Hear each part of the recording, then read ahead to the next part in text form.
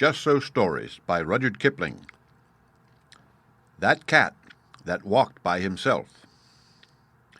Hear and attend and listen, for this befell and behappened and became and was, O my best beloved, when the tame animals were wild. The dog was wild, and the horse was wild, and the cow was wild, and the sheep was wild, and the pig was wild as wild could be. And they walked in the wet wild woods by their wild lones. But the wildest of all the wild animals was the cat. He walked by himself, and all places were alike to him. Of course the man was wild too. He was dreadfully wild. He didn't even begin to be tame till he met the woman, and she told him that she did not like living in his wild ways. She picked out a nice dry cave instead of a heap of wet leaves to lie down in, and she strewed clean sand on the floor, and she lit a nice fire of wood at the back of the cave, and she hung a dried wild horse skin tail down across the opening of the cave, and she said, "Wipe your feet, dear, when you come in, and now we'll keep house." That night, best beloved, they ate wild sheep roasted on the hot stones, and flavored with wild garlic and wild pepper, and wild duck stuffed with wild rice and wild fenugreek and wild coriander, and marrow bones of wild oxen and wild cherries and wild grenadillas. Then the man went to sleep in front of the fire, ever so happy. But the woman sat up, combing her hair. She took the bone of the shoulder of mutton, the big fat blade bone, and she looked at the wonderful marks on it, and she threw more wood on the fire, and she made a magic. She made the first singing magic in the world. Out in the wet, wild woods, all the wild animals gathered together where they could see the light of the fire a long way off, and they wondered what it meant. Then Wild Horse stamped with his wild foot and said, "Oh, my friends and oh, my enemies, why have the man and the woman made that great light in that great cave, and what harm will it do us?" Wild Dog lifted up his wild nose and smelled the smell of roast mutton and said, "I will go up and see and look and say, for I think it is good. Cat, come with me."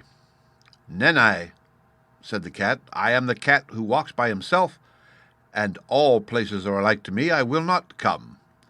"Then we can never be friends again," said Wild Dog, and he trotted off to the cave.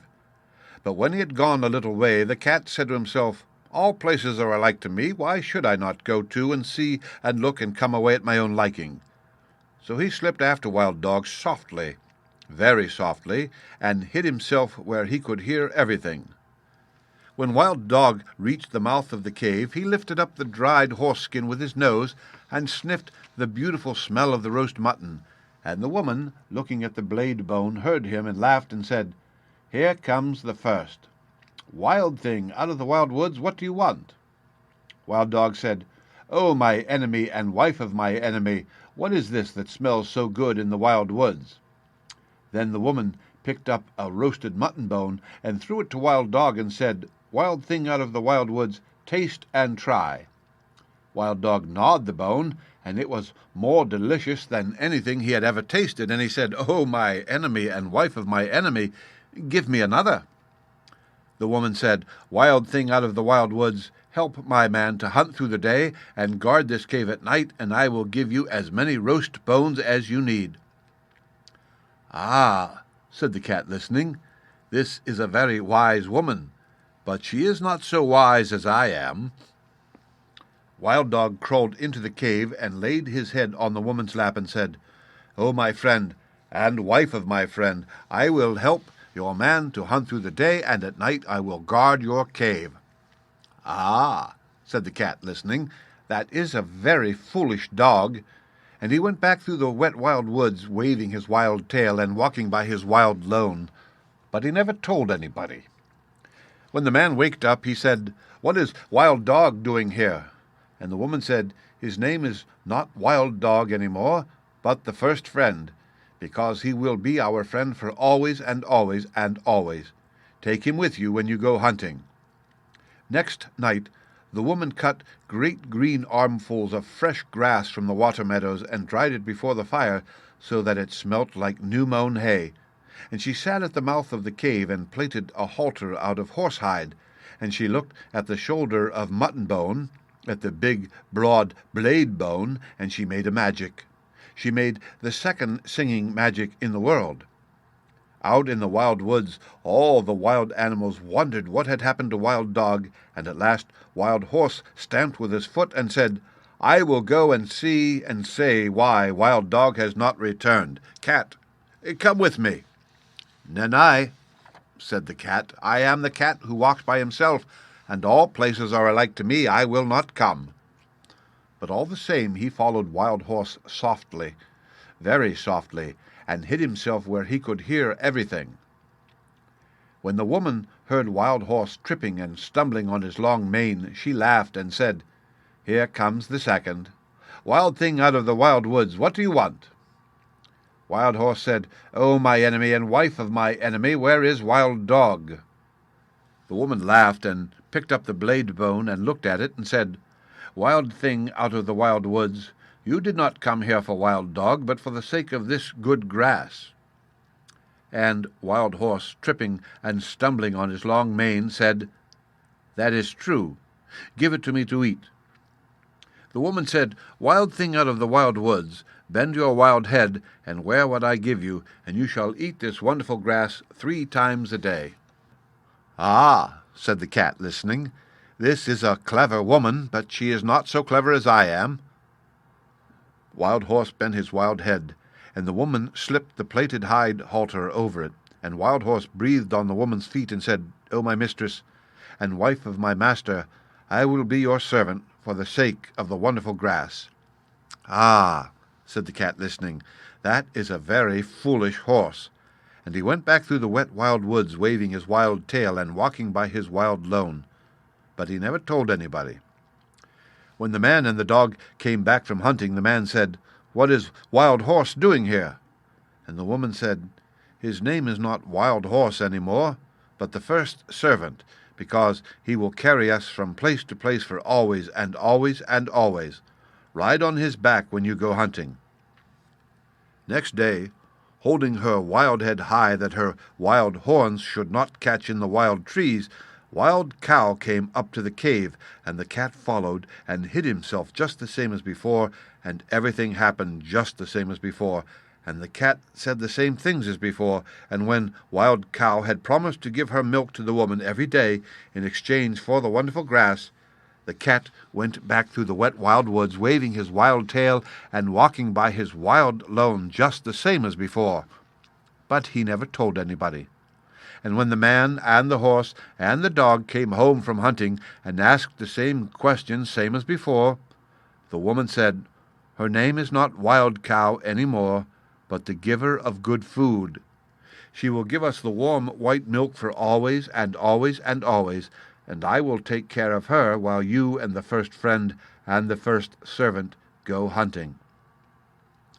Next day the cat waited to see if any other wild thing would go up to the cave, but no one moved in the wet wild woods, so the cat walked there by himself, and he saw the woman milking the cow, and he saw the light of the fire in the cave, and he smelt the smell of the warm white milk.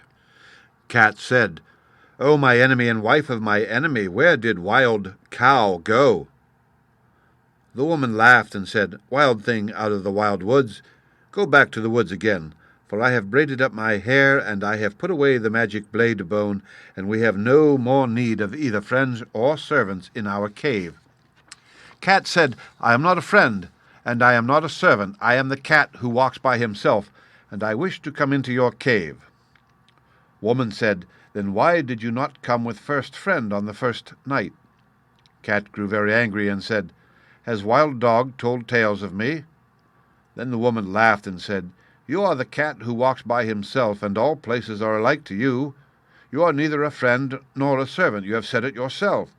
Go away and walk by yourself in all places alike." Then Cat pretended to be sorry and said, "Must I never come into the cave? Must I never sit by the warm fire? Must I never drink the warm white milk? You are very wise and very beautiful. You should not be cruel even to a cat." Woman said, "I knew I was wise, but I did not know I was beautiful. So I will make a bargain with you. If ever I say one word in your praise, you may come into the cave." "And if you say 2 words in my praise?" said the cat. "I never shall," said the woman, "but if I say 2 words in your praise, you may sit by the fire in the cave." "And if you say 3 words," said the cat. "I never shall," said the woman, "but if I say 3 words in your praise, you may drink the warm white milk 3 times a day for always and always and always."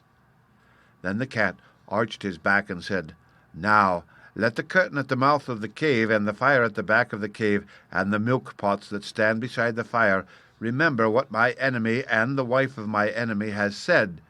And he went walking away through the wet wild woods, waving his wild tail and walking by his wild lone. That night, when the man and the horse and the dog came home from hunting, the woman did not tell them of the bargain that she had made with the cat, because she was afraid that they might not like it. Cat went far and far away, and hid himself in the wet wild woods by his wild lone for a long time, until the woman forgot all about him. Only the bat, the little upside-down bat that hung inside the cave, knew where Cat hid, and every evening Bat would fly to Cat with news of what was happening. One evening Bat said, "There is a baby in the cave. He is new and pink and fat and small, and the woman is very fond of him." "Ah," said the cat, listening, "but what is the baby fond of?" "He is fond of things that are soft and tickle," said the bat. "He is fond of warm things to hold in his arms when he goes to sleep. He is fond of being played with. He is fond of all those things." "Ah," said the cat, listening, "then my time has come."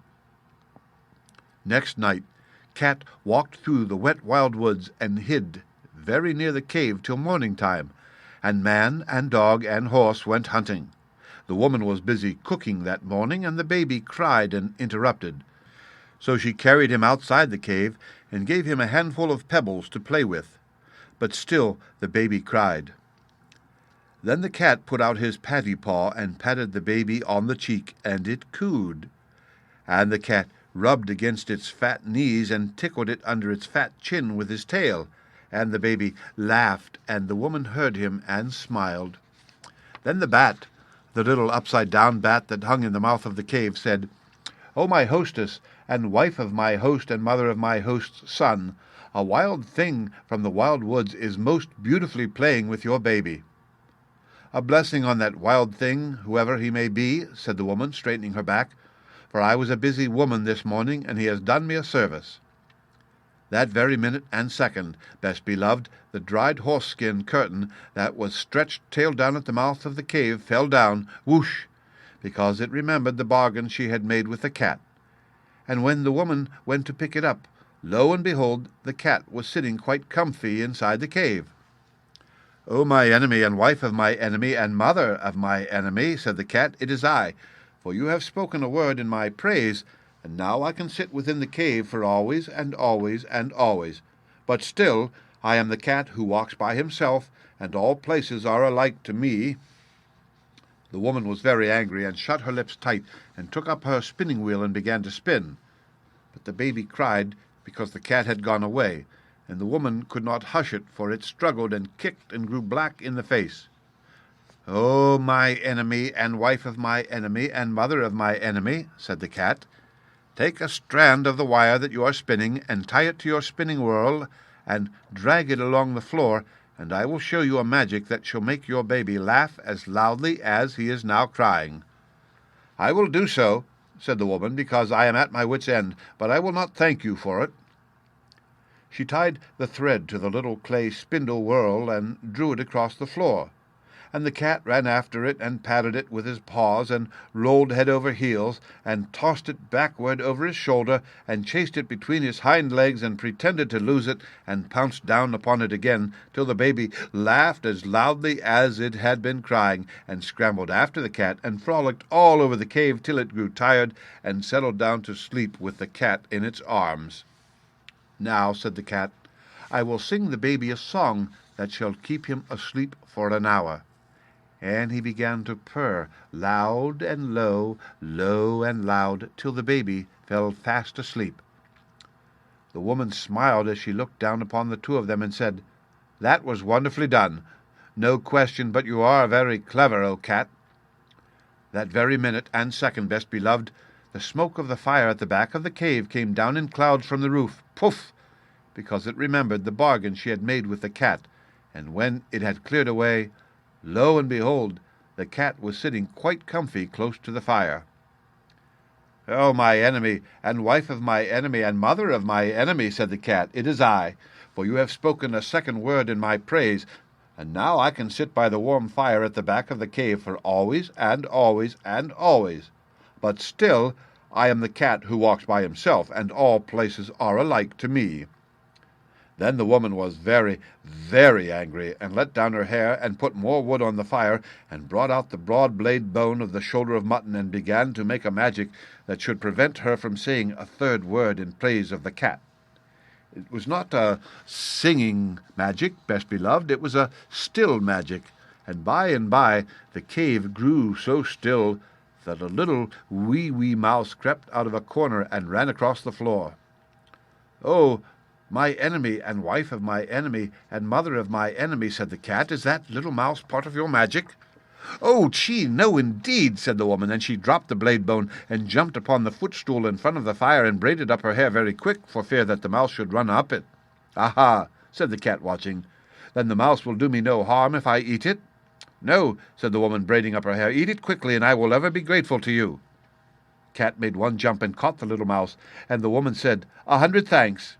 Even the first friend is not quick enough to catch little mice as you have done. You must be very wise."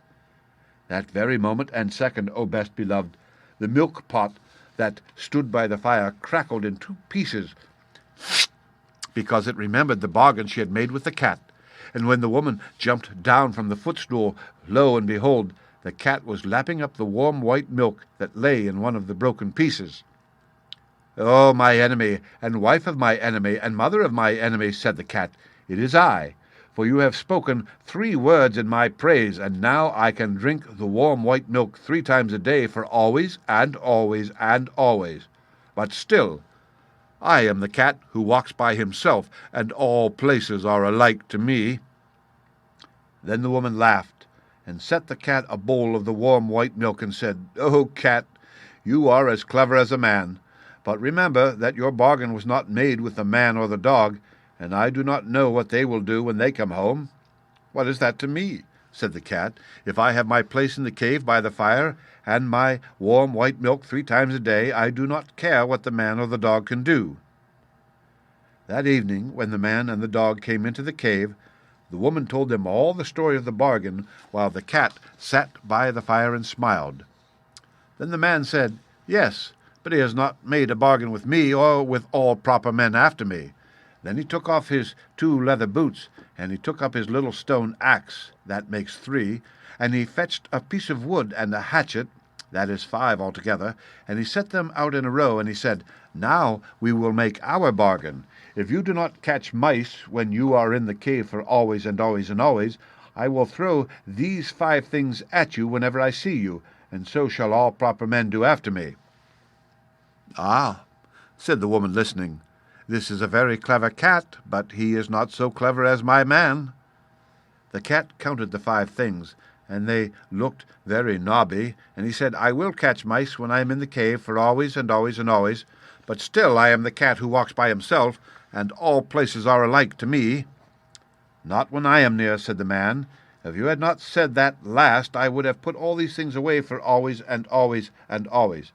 But I am now going to throw my 2 boots and my little stone axe, that makes 3, at you whenever I meet you, and so shall all proper men do after me." Then the dog said, "Wait a minute. He has not made a bargain with me or with all proper dogs after me." And he showed his teeth and said, "If you are not kind to the baby while I am in the cave, for always and always and always, I will hunt you till I catch you, and when I catch you I will bite you, and so shall all proper dogs do after me." "Ah," said the woman, listening, "this is a very clever cat, but he is not so clever as the dog." Cat counted the dog's teeth, and they looked very pointed, and he said, "I will be kind to the baby while I am in the cave, as long as he does not pull my tail too hard, for always and always and always. But still I am the cat that walks by himself, and all places are alike to me." "Not when I am near," said the dog. "If you had not said that last, I would have shut my mouth for always and always and always. But now I am going to hunt you up a tree whenever I meet you, and so shall all proper dogs do after me." Then the man threw his 2 boots and his little stone axe, that makes 3, at the cat, and the cat ran out of the cave, and the dog chased him up a tree, and from that day to this, best beloved, 3 proper men out of 5 will always throw things at a cat whenever they meet him, and all proper dogs will chase him up a tree. But the cat keeps his side of the bargain too. He will kill mice, and he will be kind to babies when he is in the house, just as long as they do not pull his tail too hard. But when he has done that, and between times, and when the moon gets up and night comes, he is the cat that walks by himself, and all places are alike to him. Then he goes out to the wet wild woods, or up the wet wild trees, or up on the wet wild roofs, waving his wild tail, and walking by his wild lone.